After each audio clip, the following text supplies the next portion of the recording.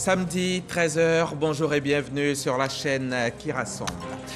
Les travaux de l'université de Bondoukou sont en cours avec un taux de réalisation de 30%. Hier vendredi, le ministre de l'Enseignement supérieur et de la Recherche scientifique est allé visiter le chantier. Globalement satisfait de ce qui a déjà été réalisé, il a exhorté l'entreprise en charge des travaux à effectivement livrer l'ouvrage en octobre prochain. La ministre de la Solidarité et de la lutte contre la pauvreté est à Tougbo depuis quelques jours. Tougbo, au nord-est de la Côte d'Ivoire. Miss Belmonde Dogo y a procédé hier à une remise de dons de vivres et de non-vivres d'une valeur de plus de 50 millions de francs CFA, de quoi aider les populations locales, mais aussi les nombreux déplacés d'autres pays qui y vivent. Hier au Yémen, au moins 70 personnes sont mortes dans une frappe aérienne contre une prison du nord du pays. Une attaque attribuée à la coalition sous commandement saoudien qui a nié toute responsabilité. L'ONU condamne les frappes et réclame des enquêtes sur ce drame. Cela a été longtemps annoncé et là les choses se concrétisent. Bondoukou aura bientôt son université. C'est prévu pour cette année. Les travaux ont démarré, ils avancent bien. Le taux de réalisation est appréciable et le gouvernement veille à ce qu'elle soit achevée dans les délais, c'est-à-dire livrée en octobre prochain.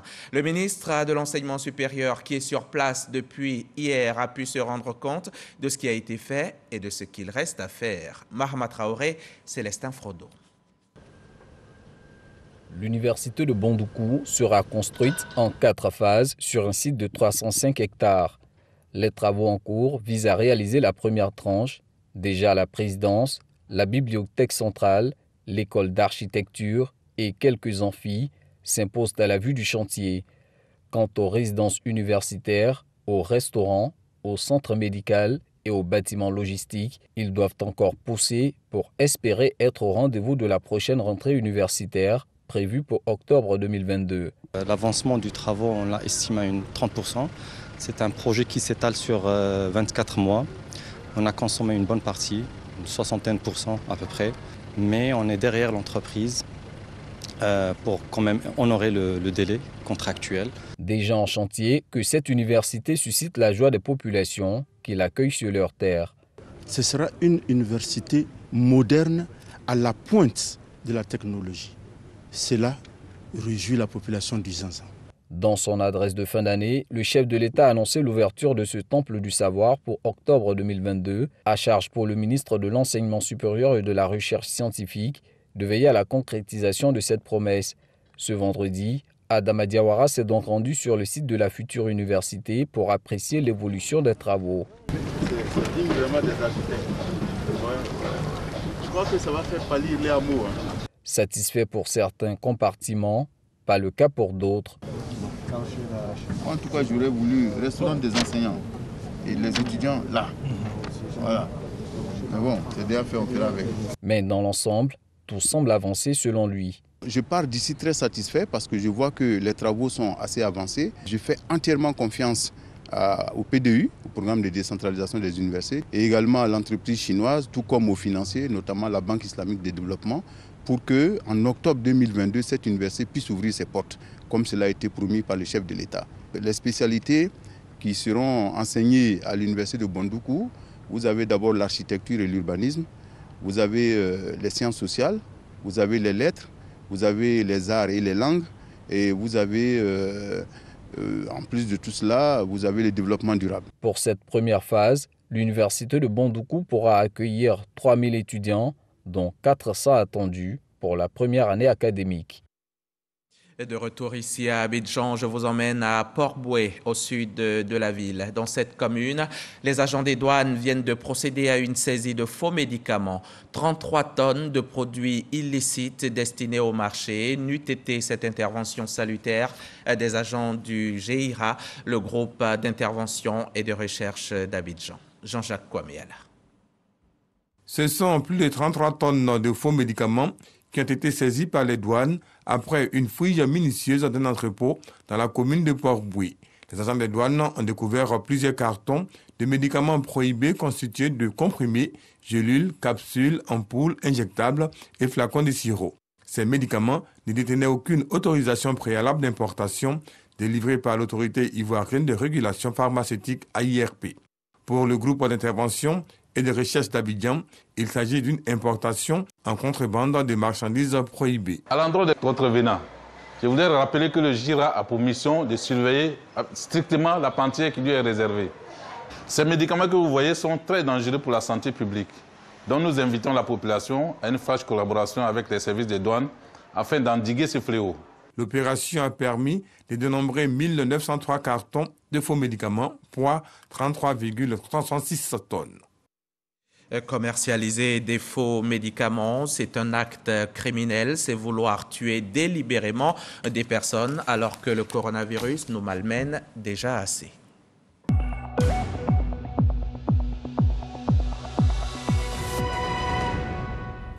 Le coronavirus continue de sévir et bien malin qui pourra dire jusqu'à quand cela va durer. En attendant l'avènement de ce jour où l'on pourra vivre de nouveau sans restriction, il nous faut nous discipliner davantage pour combattre le monstre Covid. Hier encore, il a touché 117 personnes ici en Côte d'Ivoire. Hier encore, il a tué 4 personnes. Depuis mars 2020, ce sont 79 931 personnes que le virus a touchées, 775 qu'il a tuées et 2764 cas sont encore actifs.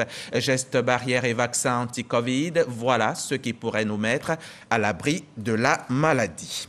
Dans cette lutte contre le coronavirus, l'État continue d'améliorer ses services pour le bien-être des populations, pour faciliter la vie aux voyageurs et leur permettre de faire des tests et avoir accès aux résultats dans des délais brefs.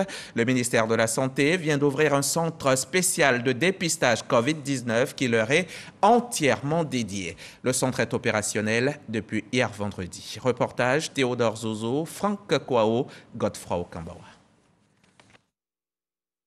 Pour répondre efficacement à la demande de tests PCR par les populations et particulièrement des voyageurs, le gouvernement met les moyens.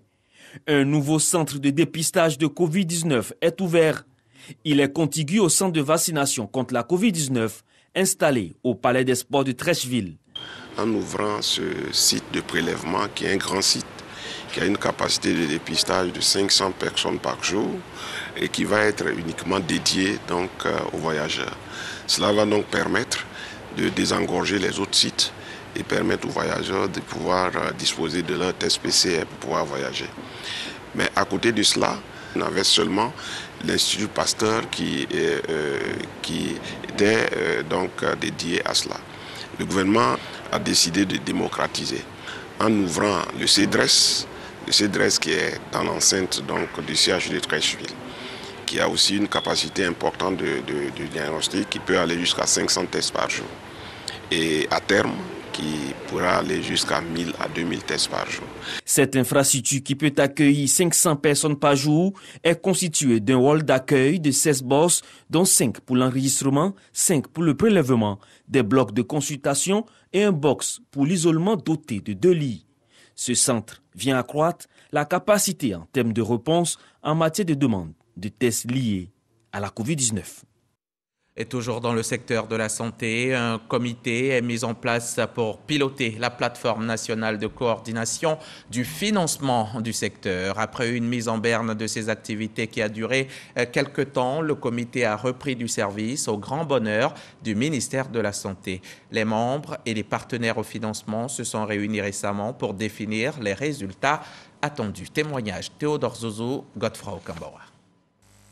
Depuis l'apparition de la COVID-19 en Côte d'Ivoire, c'est la première rencontre du comité de pilotage de la plateforme nationale de coordination du financement de la santé. Un organe de décision qui vient en appui au ministère de la Santé, de l'hygiène publique et de la couverture maladie universelle. Cette structure met en collaboration les parties prenantes, la société civile, le secteur privé et les partenaires.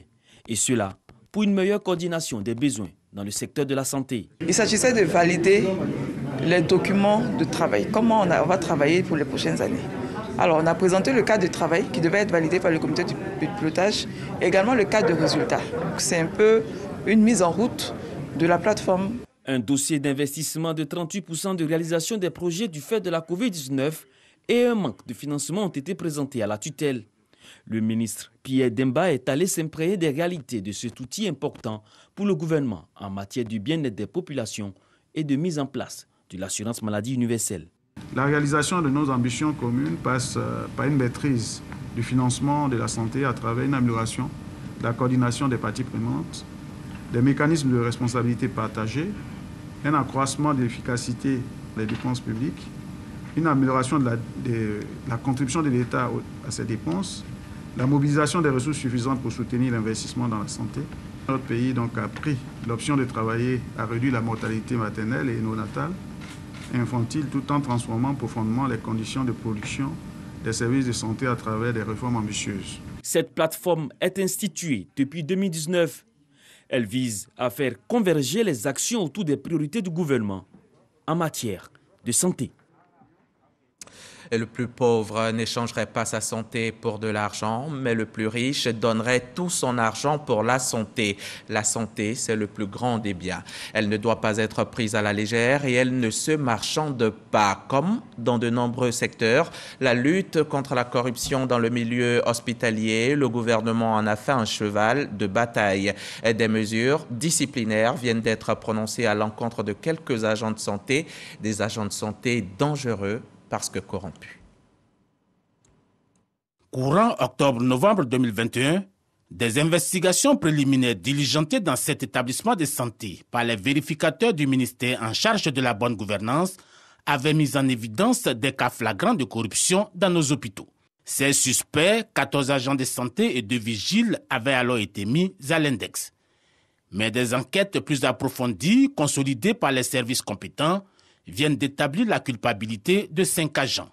La saisine du ministre de la Santé, de l'Hygiène publique et de la couverture maladie universelle a permis de fiabiliser les investigations à travers des auditions, des mises en cause, des demandes d'explications écrites, des écoutes d'enregistrement audio, des visionnages des vidéos réalisées et la confrontation physique. Vente parallèle de médicaments, facturation des soins réputés gratuits, détournement de frais d'hospitalisation et de patients, notamment vers des cliniques privées, prestations abusives d'examens de laboratoire ou encore surfacturation des prestations sont les manquements retenus contre les coupables. Les 5 agents convaincus de corruption sont en fonction au CHU de Cocody, au CHR d'Abobo, à l'hôpital général de Koumassi et dans les formations communautaires de Port-Boued 2 et à Jeffosim Niangon à Yopougon. L'opération de vérification d'allégations sera poursuivie dans les autres secteurs publics, notamment l'administration fiscale, la justice, l'éducation, le transport. Un calendrier a d'ailleurs déjà été établi pour mener la traque au cours de l'année 2022. Bâtir une culture anticorruption, assainir la gouvernance publique, voilà la trajectoire tracée et l'héritage que le chef de l'État, le président Alassane Ouattara, veut laisser à la Côte d'Ivoire de demain.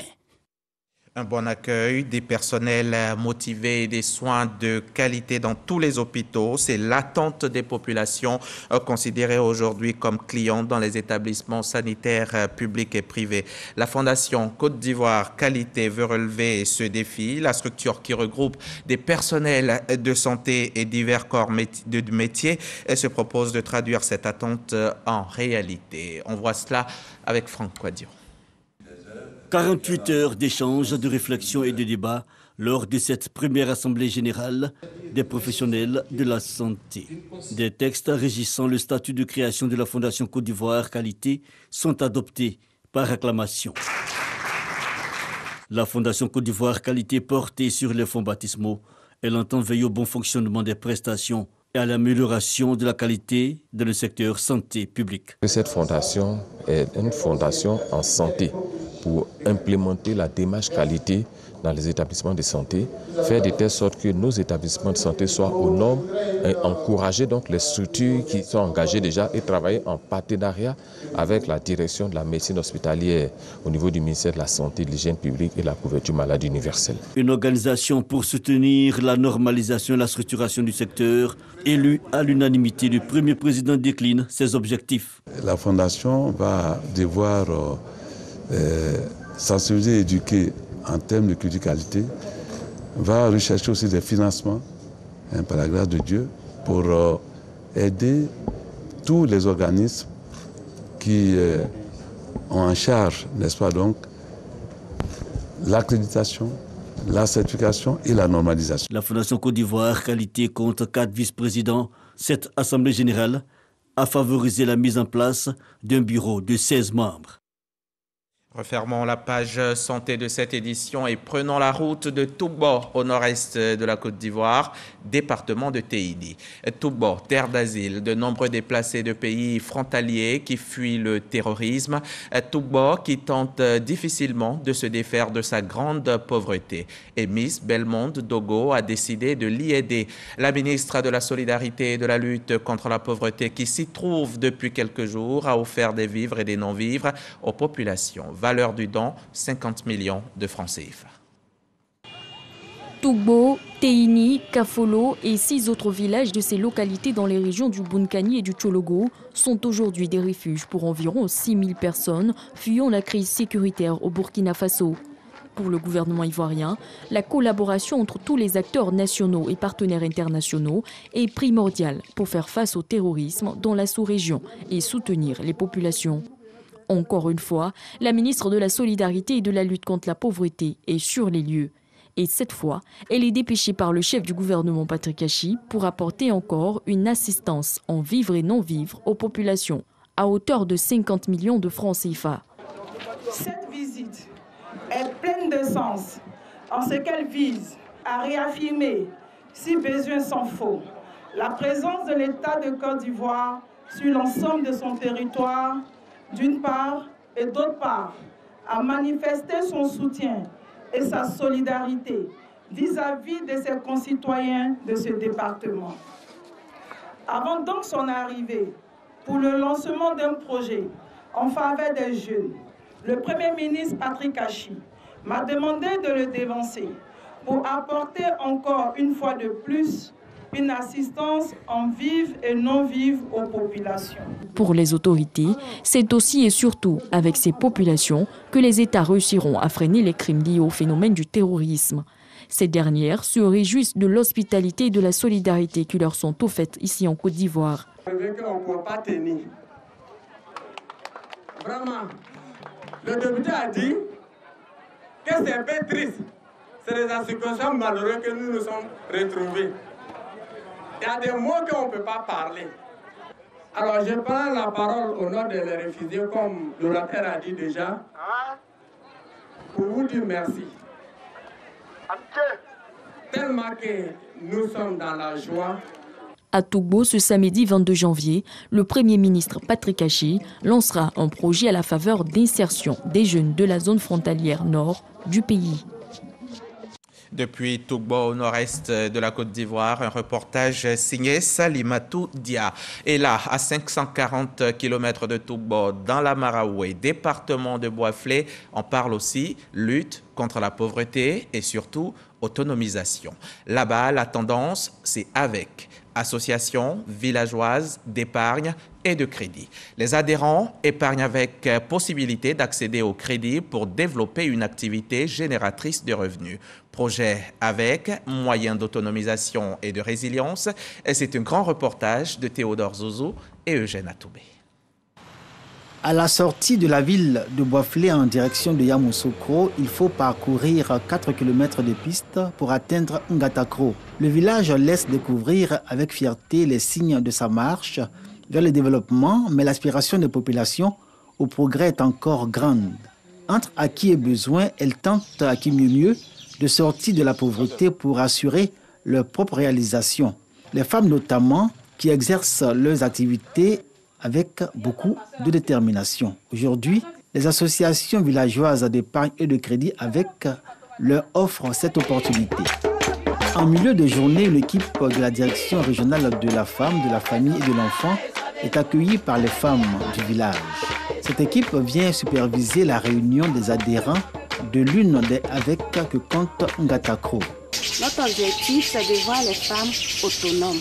Elles pourront emprunter de l'argent, aller mener leurs activités. Les parents avaient vraiment des appréhensions. Mais aujourd'hui, ils ont vu le bien fondé de la chose. Ils savent que les structures étatiques aussi sont impliquées Donc ils pensent qu'ils pourront faire vraiment beaucoup de bonnes choses. Le village de Ngatakro compte 3 associations villageoises d'épargne et de crédit. Les femmes de Ngatakro découvrent la culture de l'épargne et y adhèrent. Par consensus, elles ont fixé à 500 francs CFA le montant de la part à verser par chacune d'elles à chaque réunion hebdomadaire, en plus des 100 francs CFA exigés et également fixés par consensus et obligatoires pour la caisse de solidarité. Aujourd'hui, cela permet de renforcer la cohésion sociale à Ngatakro. Depuis avec est venu, on s'assoit ensemble, on cause ensemble, on a des idées ensemble. Exemple, si moi j'accouche, elles vont aller me regarder. Si je perds mon papa, la même chose. Je perds ma maman, la même chose. À l'entame même des activités, les femmes établissent leur règlement intérieur. Elles déterminent le montant de la part. Ici, elles ont voulu que ça soit 500. Sinon, ailleurs, ça peut être 1000 francs, 2000, ça dépend. Au cours de chaque réunion, une femme ne doit pas excéder les 5 parts.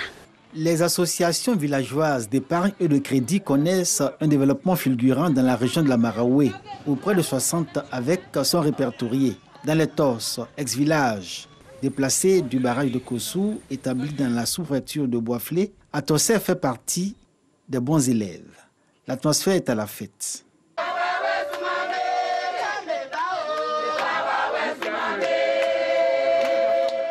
L'une des 4 avec que compte le village a mobilisé ses sociétaires pour le partage des parts et des dividendes après une année d'exercice correspondant à la fin d'un cycle. Le numéro 12 a cotisé 101 000, plus les intérêts, ça va à 111 000. Le président des jeunes va lui remettre. Voilà. Dans cette avec du village d'Atossé, femmes et hommes sont sociétaires. Ils vivent un moment d'intense émotion et se félicitent d'avoir vu juste en adhérant à une association villageoise d'épargne et de crédit, malgré ses détracteurs et les mauvaises langues. Il y a d'autres qui sont là, ils disent non, on va bouffer de l'argent, on ne peut pas faire ça. Mais nous, on a pris courage. On dit on va faire. Donc, on a fait ça. Mais aujourd'hui, on sait que 100 000, 35 000, tout ça là, ça nous arrange. Il faut créer les revenus pour pouvoir sortir de la pauvreté et se prendre en charge. Et c'est pour cela que j'ai planté les AVEC dans tous les villages. Avec 500 francs, vous pouvez économiser et puis faire des bonnes choses. Aujourd'hui, l'AVEC dans la région, on peut cibler 280. Ils sont encore nombreux dans les villages de la région de la Maraoué où existent des AVEC, les hommes et les femmes qui hésitent à y adhérer, évoquant des raisons et motivations diverses. Ce n'est pas faute de sensibilisation. Il y a d'abord les préjugés, ensuite l'échec des tontines, les propositions alléchantes des usuriers et enfin la peur de la nouveauté qu'est l'AVEC. L'instrument, pourtant, a considérablement amélioré et changé la vie de ses adhérents à Atossé. Avec l'appui de l'AVEC, on a eu ce projet d'élevage qui nous donne l'engouement même de créer encore d'autres AVEC. Et les gens, on leur a demandé de venir. Ils ne veulent pas venir. Mais quand ils sont serrés, ils viennent nous demander du crédit. Celui qui n'est pas dedans, on ne peut pas lui donner l'argent. Ils se disent que nous sommes méchants. Mais ça, ce n'est pas une méchanceté. Le refus d'accorder un prêt aux personnes non membres des AVEC est une exigence de gestion que toutes les associations villageoises d'épargne et de crédit respectent à la lettre. L'objectif recherché est d'amener les adhérents à solliciter des prêts pour développer leurs activités.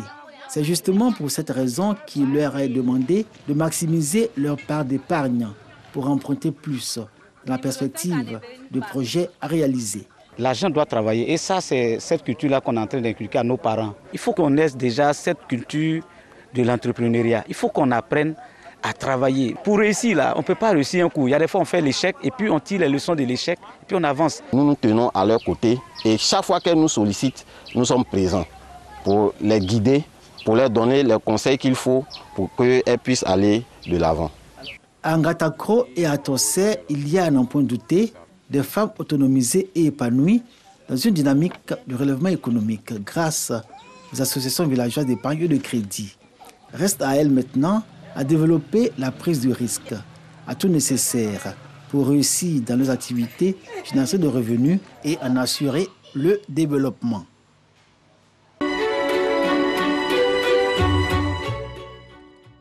Un reportage du service Société de la rédaction de RTI 1, reportage qui porte la signature de Théodore Zouzou et Eugène Atoubé. Le bureau du Conseil national des jeunes de Côte d'Ivoire s'est rendu cette semaine chez le président de la Chambre nationale des rois et chef traditionnel de Côte d'Ivoire. Selon Ibrahim Diabaté, le président du CNJCI, sa délégation et lui ont décidé de faire cette visite pour bénéficier des conseils avisés de Sa Majesté à Montanoé. C'était au micro RTI 1 de Laure Goretti et Didier Nguessan. La nouvelle équipe à la tête du Conseil national des jeunes de Côte d'Ivoire, CNJCI, a rencontré le président de la Chambre nationale des rois et chef traditionnel, Sa Majesté, à Montanoé. Ils sont venus se présenter aux garants de la tradition. Pour Ibrahim Diabaté, le président du CNJCI et ses camarades, c'est une démarche de principe. Il s'agissait pour le nouveau bureau de venir présenter ses honneurs, mais bénéficier des sages conseils de Sa Majesté. Mais également, le Conseil, qui est un organe consultatif aujourd'hui, a besoin de travailler avec toutes les instances décisionnelles. Et vous savez aujourd'hui, mieux que moi, la place que la Chambre nationale des rois et chefs traditionnels joue en Côte d'Ivoire. Et il s'agissait pour nous de nous rapprocher d'eux et élaborer, envisager ensemble des pistes de collaboration. Et c'est avec beaucoup de plaisir que nous avons trouvé un ANA ouvert, un ANA prêt à nous accompagner. Une rencontre où le roi et quelques membres du directoire ont prodigué des conseils aux jeunes. C'est bon pour des papas, des grands-papas, de voir que leurs enfants, leurs petits-enfants viennent se ressourcer chez eux. Et ça fait plaisir. C'est la première des choses. La seconde chose, c'est que nous avons reçu la fêtière des jeunes. Donc avec elle, nous pouvons échanger, nous pouvons parler. Et donc c'est sans nous prier que nous avons donné quelques conseils et avis pour qu'ils puissent tenir la jeunesse de Côte d'Ivoire avec notre bénédiction. Le 8 février prochain, à Yamoussoukro, ils seront présentés à l'ensemble du directoire de la Chambre des rois et chefs traditionnels de Côte d'Ivoire. Le CNJCI est une plateforme consultative d'appui et de plaidoyer en faveur des associations de jeunesse. Un reportage de Laure Goretti et Didier Nguesson. Souvenez-vous, il y a quelques jours, 9 personnes ont péri dans un incendie au quartier Djiboué 1 de San Pedro. Une situation qui n'a pas laissé indifférent le ministre gouverneur du district autonome du Bassa-Sandra, sensible au bien-être de ses administrés. Philippe Légré est allé exprimer sa compassion et celle du gouvernement à la famille éplorée. Vous pourrez suivre le reportage de Sam Conan dans nos prochaines éditions. Quittons San Pedro et allons à Gagnoa. C'est dans la région du Go, au centre-ouest de la Côte d'Ivoire, terre d'origine de Fabrice Niédré. Pour ceux qui se demandent qui c'est, Fabrice Niédré est franco-ivoirien et il est à double titre champion du monde de kickboxing. Le numéro 1 mondial est donc à Gagnoa en ce moment. Rassurez-vous, il n'y a aucun combat en vue. Fabrice Niédré s'y trouve pour connaître ses racines. Le franco-ivoirien Fabrice Niédré, en vacances à Gagnoa, la terre natale de son père. Ce professionnel du kickboxing, double détenteur du titre mondial ISCA des moins de 100 kilos, s'adonne à des moments de loisirs avec ses amis et quelques admirateurs. Parties de natation et balades dans la ville sont au programme. Il espère pouvoir présenter ses 16 ceintures aux autorités ivoiriennes. Heureux de retrouver les siens, Fabrice Niédré, alias Dali Gozo, encourage la jeunesse ivoirienne à prendre son envol. J'aimerais dire aux jeunes Ivoiriens que dans la vie, tout est possible. Si tu te donnes à fond dans tout ce que tu fais, tu peux réussir. Voilà, moi, je travaille à côté, je fais de la boxe par passion et j'ai réussi à aller décrocher 2 titres mondiaux. J'ai toujours donné mon cœur pour représenter le pays et j'aimerais pouvoir présenter les ceintures aux autorités et qui voient mon travail. Après l'avoir découvert sur les réseaux sociaux, le maire et président du Sporting Club de Gagnoa, Issouf Diabaté, veut en faire une égérie pour sa collectivité. Comme il vient de Gagnoa et que son père est de Dibenois, voilà, et puis sa mère est de Babré, et il est né là-bas. C'est comme ça, l'année, 2017, il a demandé à ses parents que je vais revenir sur mes bases.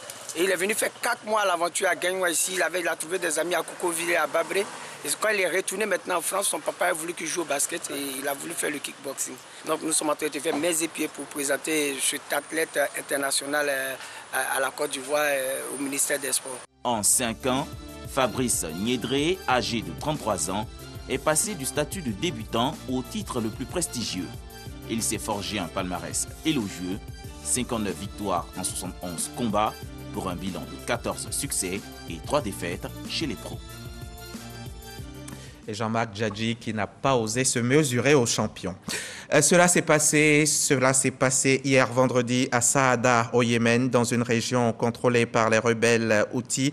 Au moins 70 personnes sont mortes dans une frappe aérienne contre une prison du nord du pays. Une attaque attribuée à la coalition sous commandement saoudien qui a nié toute responsabilité. L'ONG Médecins sans frontières dénonce une attaque horrible. Le chef de l'ONU condamne les frappes et réclame des enquêtes sur ce drame. Les États-Unis ont également appelé toutes les parties au conflit à la désescalade, évoquant plus de 100 victimes au cours des derniers jours.